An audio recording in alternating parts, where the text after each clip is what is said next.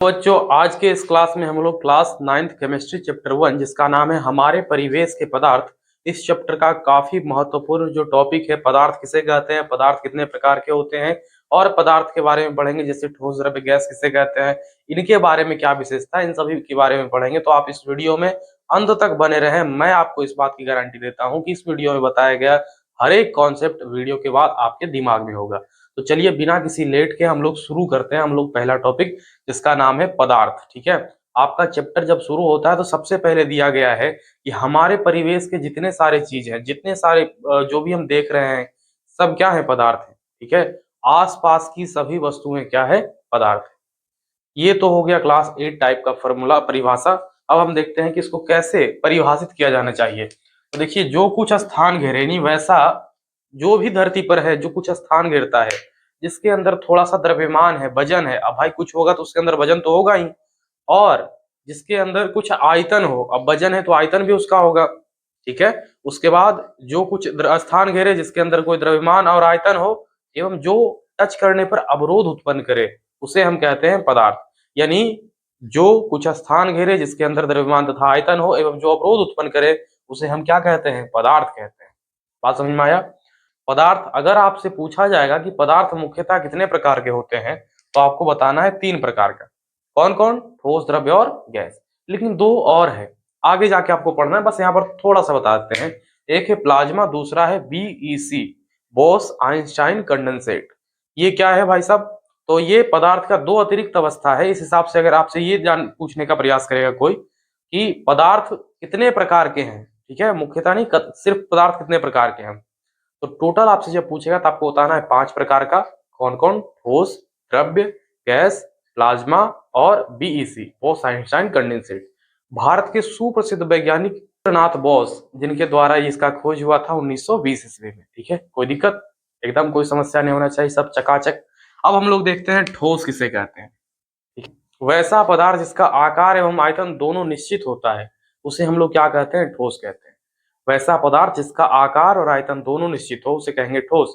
For example, जैसे मान लीजिए हमारे पास ईटा है, तो ईटा का जो आकार है वो हमेशा फिक्स रहेगा, चाहे हम उसको आकाश में ले चल जाएं या जमीन के अंदर लेके चल जाएं, जो ईटा का आकार है वही रहेगा, उसके आकार में कोई परिवर्तन नहीं होगा, जब तक कि उस पर कोई बाहरी बल न दिया जाए। ठीक है, खैर सब अलग बात हो गया। हम ये आपसे कहना चाहते हैं कि ईटा का आकार हर एक परिस्थिति में समान रहेगा।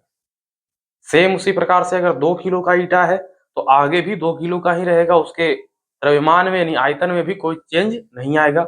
यानी ऐसा आपको बताने से क्या पता चलता है कि ईटा जो है ना तो उसका आकार बदलेगा ना ही आयतन बदलेगा। तो जिस पदार्थ का ना आकार ना आयतन चेंज हो, उसे कहते हैं हम लोग ठोस। तो ठोस का परिभाषा क्या हो जाएगा? वैसा पदार्थ जिसका आकार निश्चित तथा आयतन भी निश्चित हो। आकार और आयतन दोनों निश्चित, आकार भी निश्चित होना चाहिए और आयतन भी क्या होना चाहिए, निश्चित होना चाहिए, उसे हम लोग कहते हैं ठोस। बात समझ में आ गया। अब हम लोग अगले परिभाषा की तरफ बढ़ते हैं, पदार्थ का दूसरा अवस्था जिसका नाम है द्रव। द्रव किसे कहते हैं? तो देखिए, द्रव क्या हो जाएगा? वैसा पदार्थ जिसका आकार तो अनिश्चित हो परंतु आयतन निश्चित हो, उसे कहते हैं हम लोग द्रव। एग्जाम्पल से समझिए, जैसे मान लीजिए हमारे पास 500 ml पानी है। कितना ml है? 500 ml। अब उस 500 ml पानी को हम बोतल में रखते हैं तो वही 500 ml पानी बोतल का आकार ले लेता है। ठीक है, अगर हम उस 500 ml पानी को किसी थाली में रखते हैं तो वो 500 ml पानी जो है वो थाली का आकार ले लेता है। अगर हम उस पानी को किसी डब्बा के अंदर रखते हैं तो वो डब्बा का आकार ले लेता है। कहने का मतलब ये है कि 500 ml जो पानी है उसका आयतन फिक्स है, 500 ml ही रहेगा, लेकिन हम उसको जिस पात्र में जिस रूप में रखेंगे उसका आकार उस हिसाब से बदलता जाएगा। यानी हम लोग ये कह सकते हैं कि द्रव पदार्थ की वैसी अवस्था है जिसमें पदार्थ का आकार तो अनिश्चित होता है, आकार तो फिक्स नहीं होता है, परंतु उसका आयतन जरूर फिक्स होता है। ठीक है, ये आपको समझ में आ गया? फिक्स मतलब निश्चित होना। आपको यहाँ तक समझ में आ गया होगा, इसमें कोई तरह का संकोच नहीं है, कोई तरह का दिक्कत नहीं है। अगर आपको ये अच्छा लगा हो तो लाइक करके दोस्तों के पास शेयर करें, क्योंकि मेहनत तो बहुत लगता है भाई। तीसरा है हमारे पास गैस। गैस किसे कहते हैं? तो पदार्थ का ये तृतीय अवस्था है। वैसा पदार्थ, इसका देखो दोनों कहानी गड़बड़ है, ना तो इसका आकार निश्चित है और ना ही आयतन निश्चित है। ठीक है, जैसे आप समझिए कि आयतन, अगर इतना सा गैस है, अगर ये कहीं से लीक कर रहा है रसोई घर से, तो आप देखते होंगे कि पूरा गांव में लगभग फैल जाता है। ठीक है, यानी आसपास के 4 घरों में पता चल जाता है कि फलाना के यहाँ गैस लीक कर रहा है। इसका मतलब ये हुआ कि गैस अभी यहाँ है, कल को उड़ करके पाकिस्तान चला जाएगा, बांग्लादेश चला जाएगा। मतलब गैस का जो स्थिति है, आयतन है, उसका फिक्स नहीं है। जैसे परफ्यूम परफ्यूम लगाते होंगे जब आप, तो देखते होंगे कि इत्र का खुशबू चारों तरफ फैल जाता है। ठीक है, इसका मतलब ये है कि जो गैसीय अवस्था में पदार्थ होते हैं, उनका जो प्रभाव है, उनका आयतन जो है, वो कभी फिक्स नहीं होता है। और आकार तो क्या ही फिक्स रहेगा। गैस का आकार फिक्स है, आपके सामने गैस पूरा कमरा में भरा हुआ है, हवा है, क्या इसका आकार फिक्स है? नहीं। अब इसके कुछ उदाहरण का बात करते हैं। ठोस का उदाहरण क्या हो जाएगा? ईंटा, पत्थर, लकड़ी, कुछ भी उदाहरण हो सकता है। ये कलम, स्केच सब हो जाएगा, बोर्ड भी हो जाएगा। द्रव का उदाहरण क्या हो जाएगा भाई साहब? चाय, कॉफी, तेल, ये सब किसका उदाहरण है? द्रव का उदाहरण है। गैसीय अवस्था का उदाहरण आप नीचे कमेंट करके बताइए। ठीक है, गैस किसे कहते हैं। अब हम लोग आगे बढ़ेंगे और देखेंगे कि जो पदार्थ के इन सारे अवस्था है, इसमें से क्या क्या विशेषता कुछ है। तो सबसे पहले हम लोग जानेंगे किसके बारे में? हम लोग सबसे पहले जानेंगे, इसको मिटा देते हैं, आप स्क्रीनशॉट ले सकते हैं। हालांकि हम इसका पीडीएफ आप लोग को इसी वीडियो के नीचे कमेंट बॉक्स में प्रदान करने की प्रयास करेंगे। अगर आपको आवश्यकता हो इस पीडीएफ का, तो आप एक बार नीचे लिख दीजिएगा कि हमें पीडीएफ चाहिए, जिससे हमें लगे कि हाँ, पीडीएफ का आवश्यकता है। ठीक है, अब हम लोग देखते हैं आगे अंतरा अणुक आकर्षण बल और ये अंतराणु स्थान के बारे में। बहुत ही इंपोर्टेंट टॉपिक, परीक्षा में बार बार पूछे जाने वाला प्रश्न। इसके बाद हम लोग ये समझेंगे कि गरम गरम खाना का खुशबू विभिन्न दिशाओं में दूर तक क्यों फैलता है।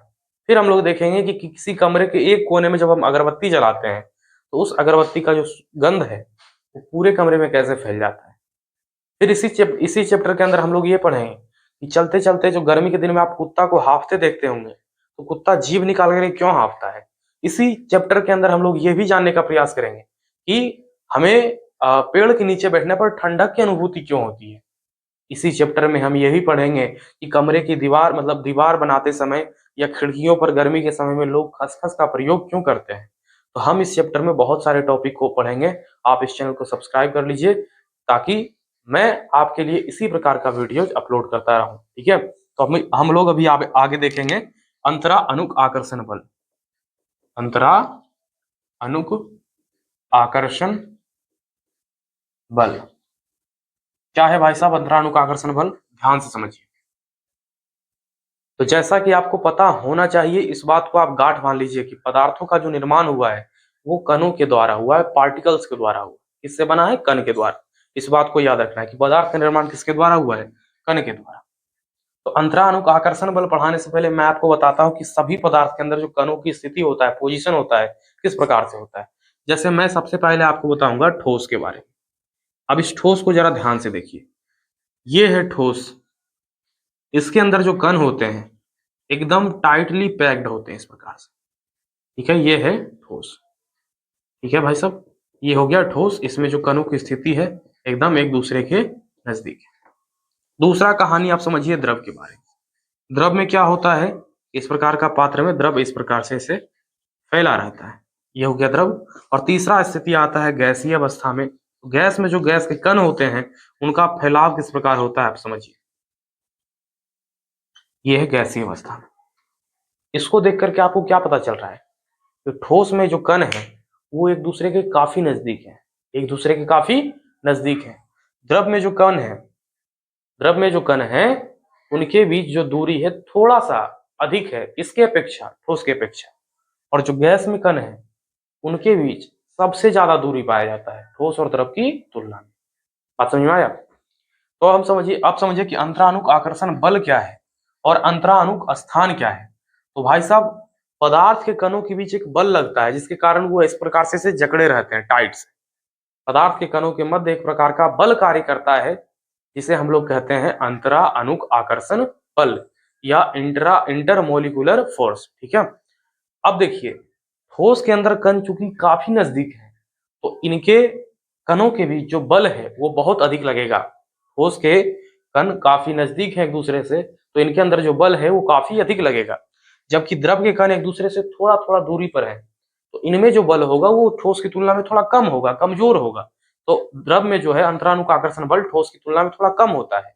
और गैस में इसका तो कण बहुत दूर दूर तक फैला हुआ है, यानी इसमें जो अंतराणुक आकर्षण बल होगा नगण्य होगा, यानी जीरो के बराबर होगा, लगभग लगभग बहुत कम ही होगा, ठीक है, ऐसा समझिए। तो अंतराणु का आकर्षण बल के बारे में आपको समझ में आया। स्थान के बारे में क्या कहना है? बस सिंपल सा बात, दो पदार्थ के कणों के बीच में जो आपको गैप दिख रहा है, इसे ही हम लोग कहते हैं अंतराणुक स्थान। यानी अगर परिभाषा लिखेंगे तो कैसे लिखेंगे? पदार्थ के कणों के मध्य स्थित रिक्त स्थान को अंतराअनुक स्थान कहते हैं। पदार्थ के कणों के मध्य स्थित रिक्त स्थान को क्या कहते हैं? अंतराअनुक स्थान, इंटरमोलिकुलर स्पेस, ठीक है। अब ये स्थान देखिए किसमें किस प्रकार से होता है। ठोस में आप देखिए, ठोस में जो अंतराणु स्थान है वो बहुत कम है। क्यों? क्योंकि कण आपस में सटा हुआ है। द्रव में देखिए क्या है, द्रव में ये अंतराणु स्थान थोड़ा सा अधिक है ठोस की तुलना में, और गैस में बहुत ही ज्यादा है। तो अगर आपसे परीक्षा में इसका क्रम पूछ लिया जाए, जो कि बार बार पूछता है कि अंतराणु स्थान का क्रम क्या होगा, तो देखिए सबसे ज्यादा किसमें होगा बताइए? अंतराणु स्थान सबसे ज्यादा किसमें होगा बताइए? गैस में होगा सबसे ज्यादा। क्यों? अभी बताएं, क्योंकि गैस में गैप सबसे ज्यादा है, ठीक है। गैस से कम किसमें होगा? गैस से कम होगा द्रव में, और द्रव से भी कम किसमें होगा भाई साहब? ठोस में होगा। ये किसका बात हो गया? स्थान, अंतराणुक स्थान, अंतराणुक स्थान। अंतराणुक स्थान का क्रम ये हो गया, आपको याद होना चाहिए।